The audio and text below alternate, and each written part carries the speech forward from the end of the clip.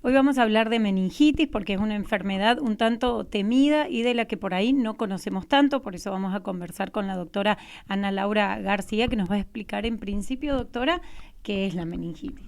Bueno, la meningitis, como su nombre lo dice, es una infección grave de las meninges, que son las membranas que recubren nuestro cerebro, y que la Organización Mundial de la Salud la define como una infección realmente grave y severa que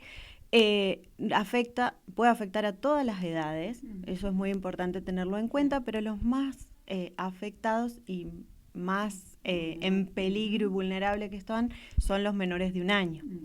Entonces, bueno, tenemos que tener ahí ciertos cuidados con estos niños. Estas infecciones pueden ser bacterianas, virales. Hacemos hincapié principalmente en las bacterias, que es la principal causa de meningitis, pero puede ser viral también. ¿Y cómo se contagia? Se contagia de persona a persona por vía respiratoria, se puede contagiar a través de besos, de estornudos, a través del uso de vajillas. Así que es muy importante la higiene, sobre todo. ¿Y qué provoca esta enfermedad? Uno la contrae, ¿qué provoca? Y bueno, mira, principalmente si hablamos de los síntomas, hay que tener en cuenta que se desencadena con fiebre alta. Muchas veces la podemos confundir con las enfermedades más comunes porque tiene síntomas muy parecidos, pero hay algo muy característico que es la rigidez de nuca, la fotofobia y la cefalea. La cefalea es hablar de dolor de cabeza intenso. Fotofobia es cuando rechazamos la mirada a la luz, o sea, nos genera mayor dolor, no queremos mirar la luz porque nos genera mucho dolor de cabeza. Y otra cosa importante es que presentan vómitos los pacientes.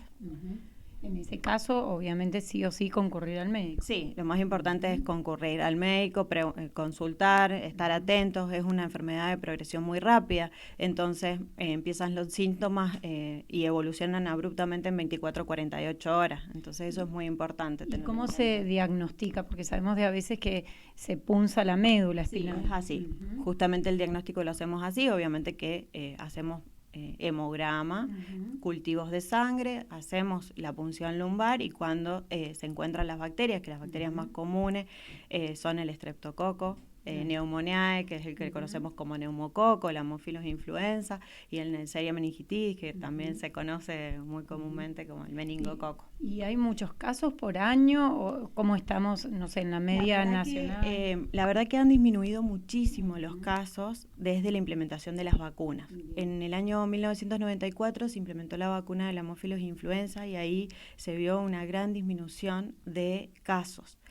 Después, hacia el 2012, se implementa la del neumococo, después se incluye la del meningococo hacia el 2017, y en el 2020 se agregan algunas otras cepas en la vacunación, y se incluyen otros grupos de riesgo, como son los pacientes aplénicos, pacientes que trabajaban no pacientes, sino trabajadores de laboratorios bacteriológicos.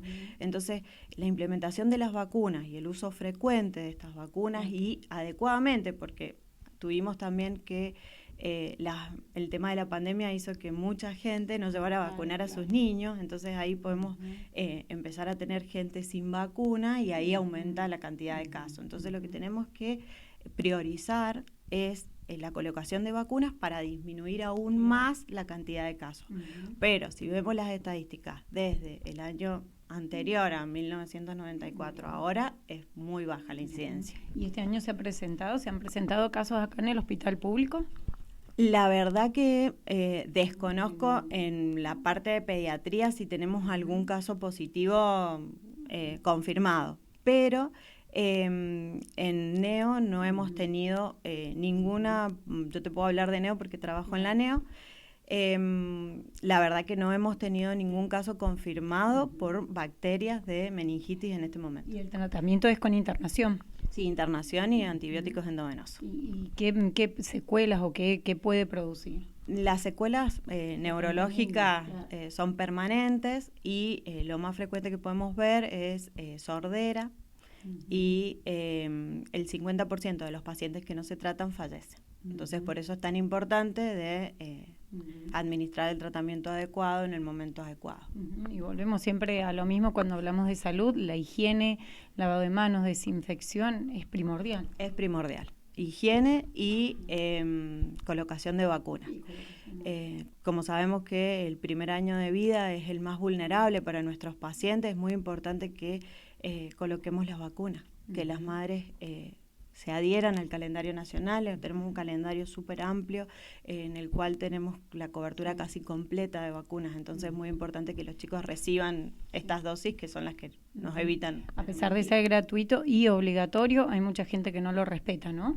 Es así, la verdad que es así y uno siempre lucha para que las vacunas sean colocadas.